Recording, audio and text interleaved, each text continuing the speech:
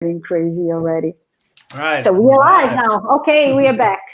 We're finally back with Nick and Andrew from Sleeze Lake. And we are gonna please, my guests, sorry. We are gonna talk about their documentary, which is a new thing in the festival because, you know, at the festival we didn't have documentary before, and now we have strange documentaries.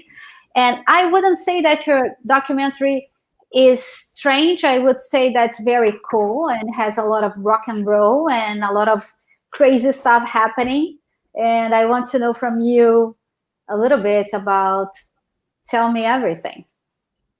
Everything. I don't know if we have enough time to tell everything, but yeah, of course you do. We can go on. I guess I'll start. So in 2012, we actually made a film called Vannin, Vannin, and you can find it on Amazon Prime, I think internationally as well. But that introduced us. Yeah. And that introduced us to custom van culture. And while filming that documentary, we heard this crazy story about a giant party called Sleeze Lake. And we kind of were like, Sleeze, what? You know, you kind of had to like ask a few more questions because any event that has the word sleaze in the name of it is worth asking a few more questions. So that's kind of, you know, how we found the film a little bit. And I'll let Nick take it from there if he's got thoughts. Well, I like being introduced as we're from Sleeze Lake. That's pretty cool. Rather than Chicago. Just born and bred. I said that. Did I say that? Yeah. It's like sweet. We just like rose out of the Sleeze Lake. No, I mean, This is our love letter to the custom van culture in America in the 1970s. It's kind of like a fast, fun, archival film to have a drink with and kind of just kick back and enjoy. And I think the pace is pretty quick and it's humorous and there's rock and roll and sex, drugs, and rock and roll. It's just like a fun film. Do you want to explain to the Brazilians what is this culture, the van culture? Because I don't know if we have it here. Sure. This is very particular. It is. It's yeah, you're right. It's a really particular subculture, and it's I think for a little while was unique to the United States, and then it kind of branched out and got worldwide. But so like van culture in general is this thing that sprung up in the, you know, late 60s and early 70s here in the States. And it was all about freedom on wheels. So, you know, you could take a van and you could turn it into a rolling bedroom. You didn't need a tent or a big RV or anything like that. You kind of had one of our characters in the film describes it as, you know, you had your own little spaceship. You would get in this thing and you would go to wherever you wanted. But Sleeze Lake is about a very specific event. They held these things called truck-ins. And this was a very specific truck-in that happened in 1977, in which all of the vanners got together and they decided to build a fictional resort town. So they had a bunch of scrap wood. They got really creative and in a very blue-collar way. They built this fake resort town around a little farm pond, and they called it Sleeze Lake. And it had a jail, it had a disco and a casino. And one of our characters, I love it, you know, you can't help but laugh. He said they had a pubic barber shop.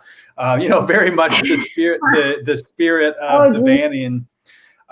So that's, you know, what the film is about is it kind of breaks down what vanning culture is, where it came from, and kind of like what it was born out of in this country. I think a lot of guys came back from the Vietnam War, and just like bikers, you know, like Hell's Angels or something like that, they wanted to let off some steam. And, you know, these guys bought vans and went out and let off steam. And Sleeze Lake was, you know, a result of all of that.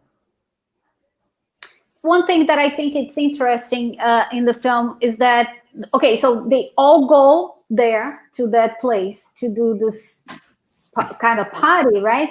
And that somebody had the idea, okay, let's meet up there. And how many, how many people, how many vans did you have there? Plus, and then I'm going to ask you my question, because what I think it's interesting is that in the 60s, how do they get the word of mouth for everybody to know that this thing was going on. Like they had no internet, right? So how did people got to know about the events, right? Yeah, so the van movement, a lot of the national like hot rod magazines and car magazines started like printing pictures of these young people enjoying their vans with wild artwork and beds in them and bubble windows, and it all looked cool. And it was just kind of like the cool thing to do if you were young at that time, was to get a van and get away from your parents. And so over the course of a couple of years, this club, Midwest Vans, was hosting this party. They call it Truckin', where it's vans only, and people were forming van clubs all over the U.S. And the parties kept getting bigger and bigger. So they expected like 2,000 vans to show up. It was going to be a pretty big party. But then 6,000 vans showed up, and like all hell broke loose. And the way they kind of communicated was all either word of mouth, telephone, letters, newsletters, advertising in specific car magazines. Did they use radio in the vans too? Did they have radio, like police radio?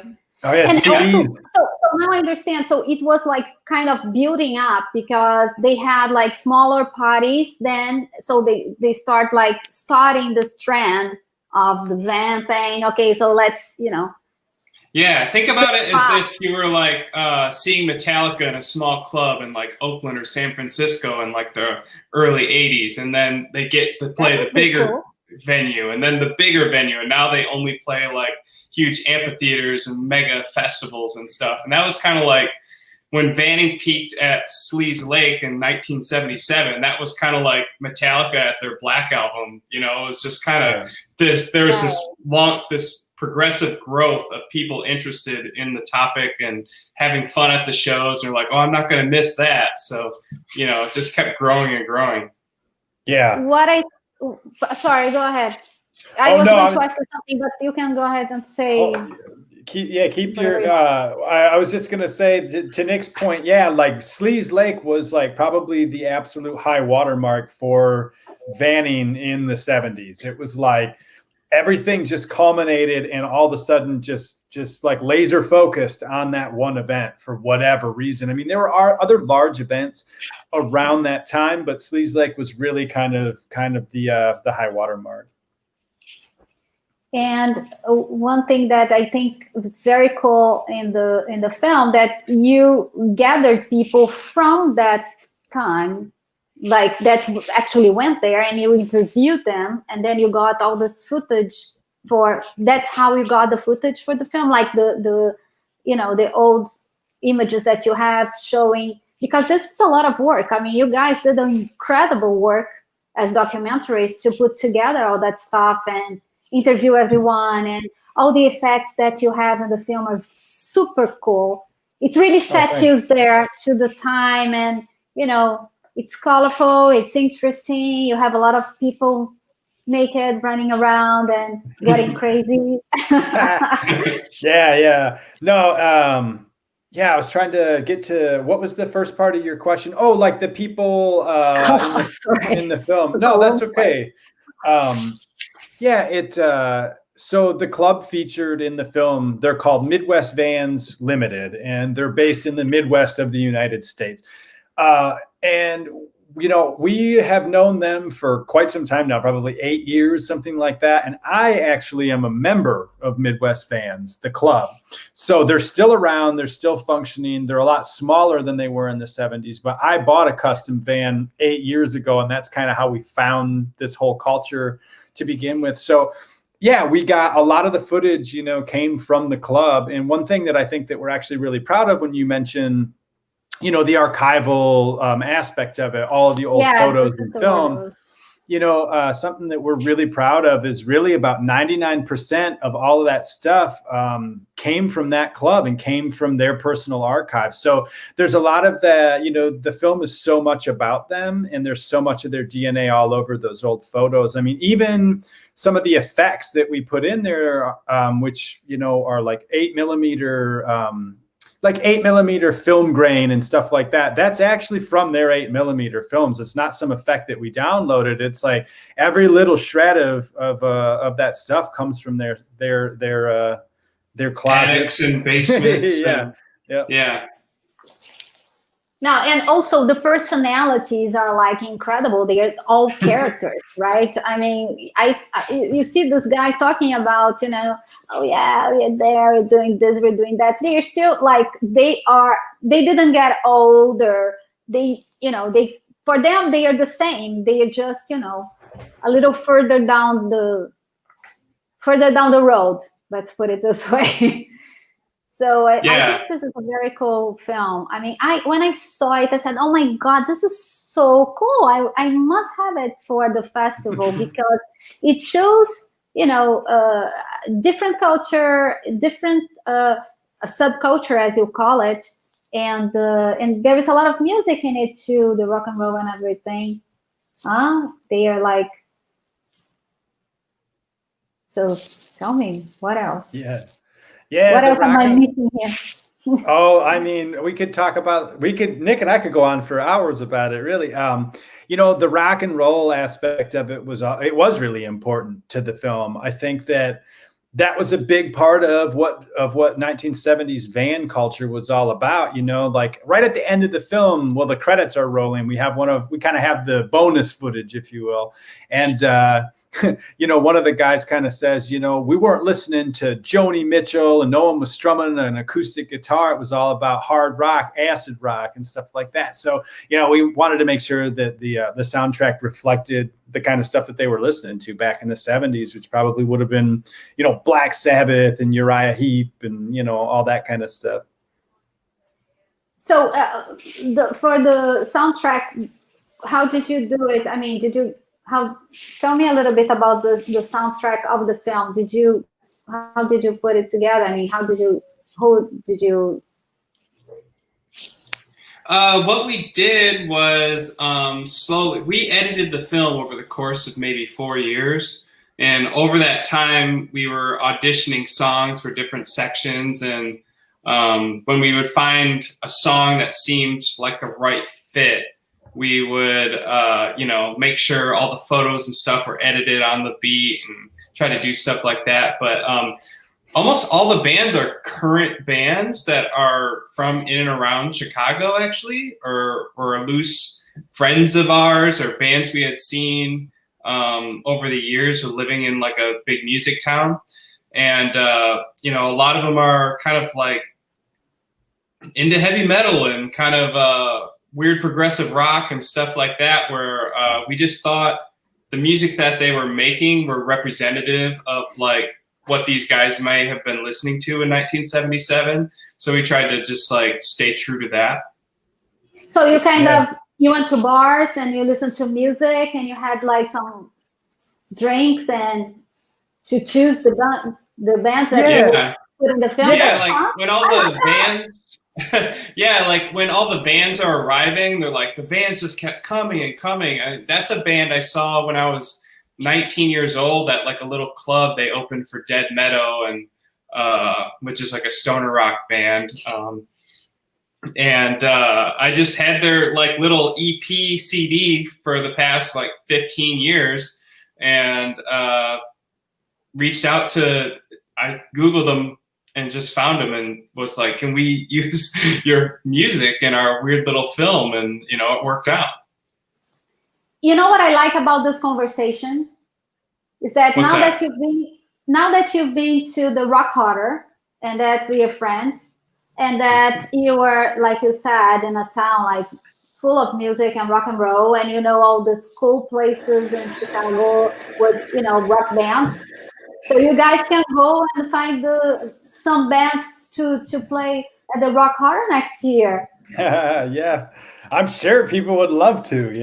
I mean, I want to be in Rio right now. Oh my gosh, yeah. Now that would be awesome. I mean, next year you guys come for real. I mean, you were here for real, but I mean, you come presentfully. Yeah.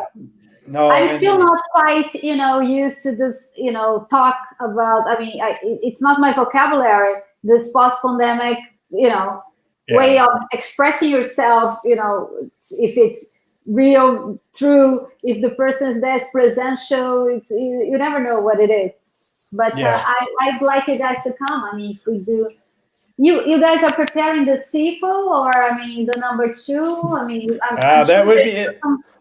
It would be series? number 3 at this point because of the van and then Sleeze Lake, and I probably at some point, there'll be it'll have to be a trilogy. You have to at least have 3, right? So, but we've had just like such a good time putting this film together. It's been like a total labor of love, like Nick said. It's like a love letter to this culture that we like so much, and everything about it, the archival stuff, the music. It's just, we've really tried to make a really fun film, because that's what the culture is. I think the van culture, the whole thing. I mean, it's like they had fun. It was all about fun. It was all about not taking yourself too seriously. And I think that that's a good point for the film, is that it's not to be taken so seriously. I mean, that's one thing. In documentary, there's a lot of really serious documentaries, and they're great, and they're there for a reason, to educate people on things. But we kind of just, with this one, we were like, let's make something that's just a blast to watch. Yeah, if you're, young and wanting to go to a music festival and go crazy and just have that moment, and then when you're older and you look back on that time and you're like, wow, I really went, balls to the wall at that weekend. You just make some good memories and good friends, and that's what these guys have been doing for 40 years. Yeah, let's educate people on that. Getting crazy, doing parties, getting into a van. But tell me one thing: do you guys own a van? I do. I've got one. Yeah. So I have like a legit 70s Dodge van. I wish I had a picture I could show everyone right now, but so I have a picture there in your computer we can show. I don't know. It'd take me a minute to find it, I think. But so I do have like a 70s van, and that is really kind of how we came to this whole culture and found all this. Because when you buy like an old classic vehicle, oh, here you go. Nick's gonna. There's kind of my van. Okay, wait. I'm gonna put him on the. Let me see if I can put on. Go full screen. Oh yeah, that's cool. Yeah, this is cool. Well, that's basically what the van looks like, but illustrated, right? But that kind of looks like that. But we kind of found the van culture because when you buy these old classic vehicles, there's, you go on the internet looking for information about them, and lo and behold, there was the whole van culture waiting for us out there. So, but I enjoy the van. It's always it's old. It needs a little bit of help. Have you traveled with the van? I mean, have you had time to travel around with it? Yeah, not extensively, not like big trips, because it's so old. I mean, it's at this point, it's coming up on 50 years old. It's 47, and Do you think you could have a problem on the road? Yeah, so I always worry about that, but I think it made like an 800-mile round trip. I don't know what that is in kilometers, but 800 mile, it would be like 200 kilometers. Okay, but it made like a good round trip.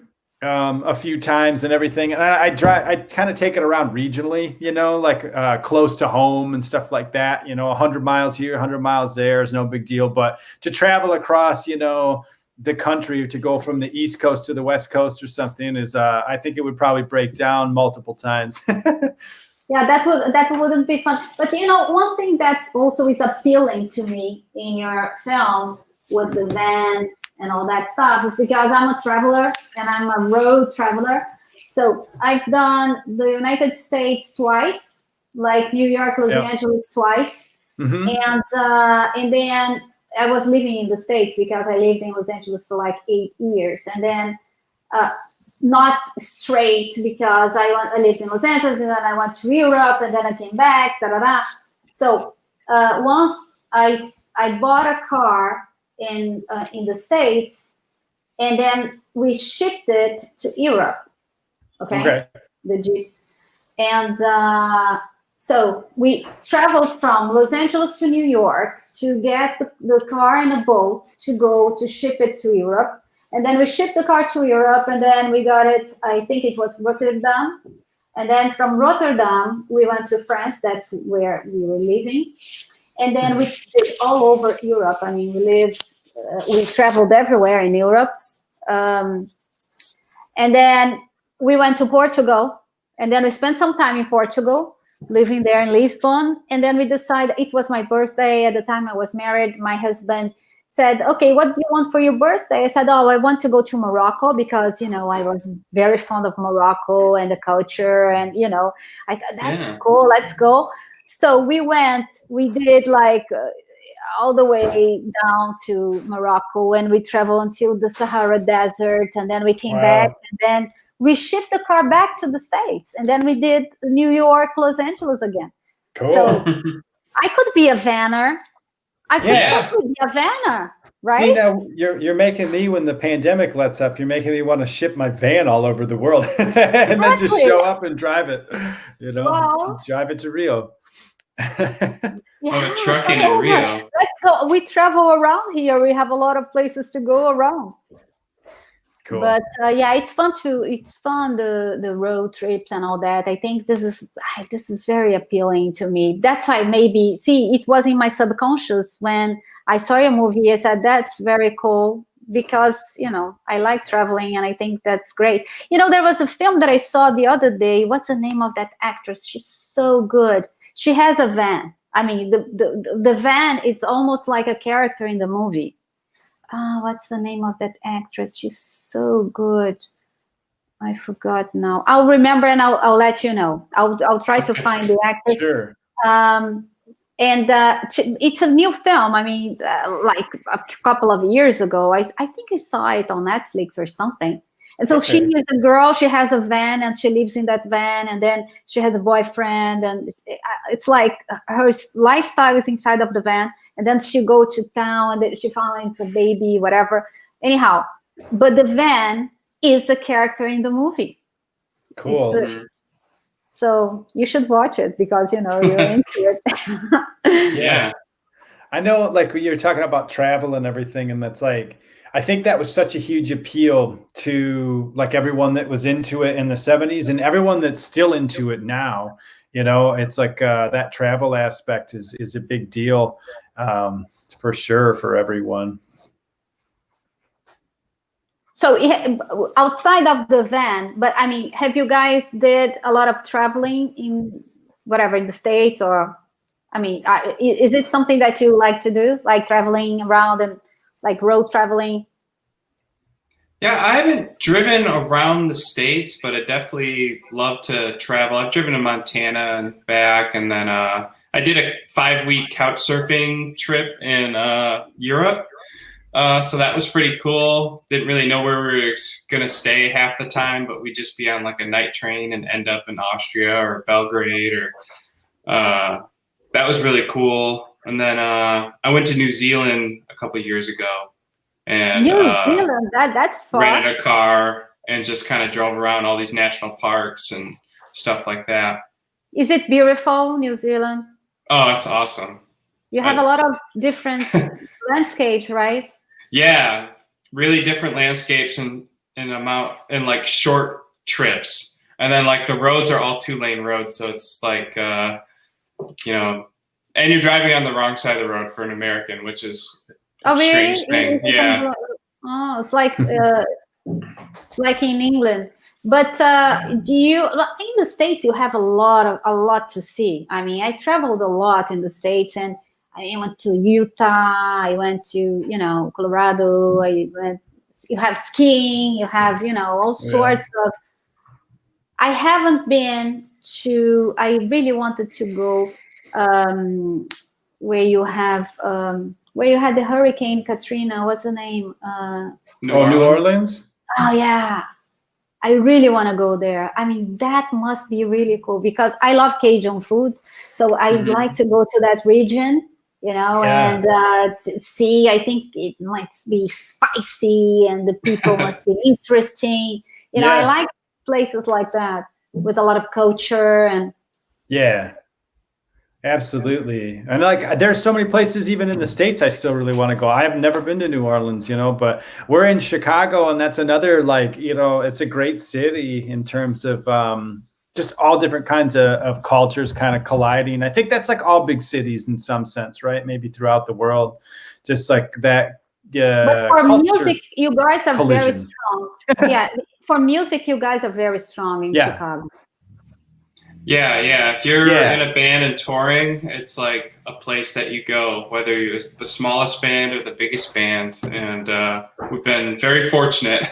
And that was probably the main reason I moved here as a teenager. I moved here to go to film school, but mostly to go to, concerts. But you're not from there originally? We're both originally from West Michigan. Oh. So just on the other side of the lake.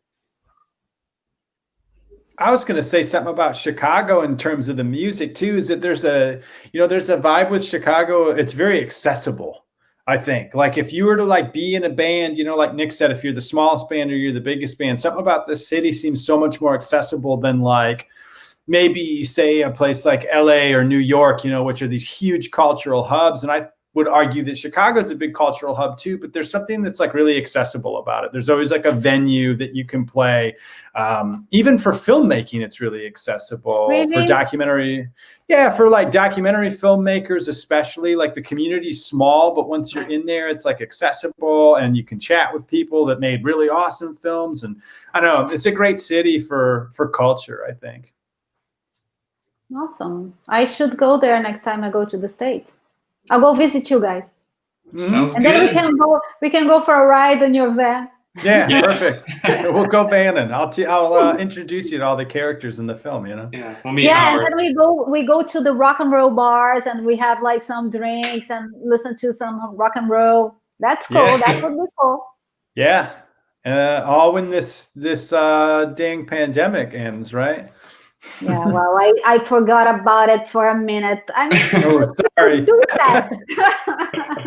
I know. Well, and that's one thing with this film, with Sleeze Lake is that, anybody that's watching this and thinking about whether they should check it out or not, it is a little bit of a vacation from a pandemic because it, depicts this event which thousands of people are all crammed in close together and everything. Definitely check it out because if it's in the Rock Horror Film Festival, it's going to be cool.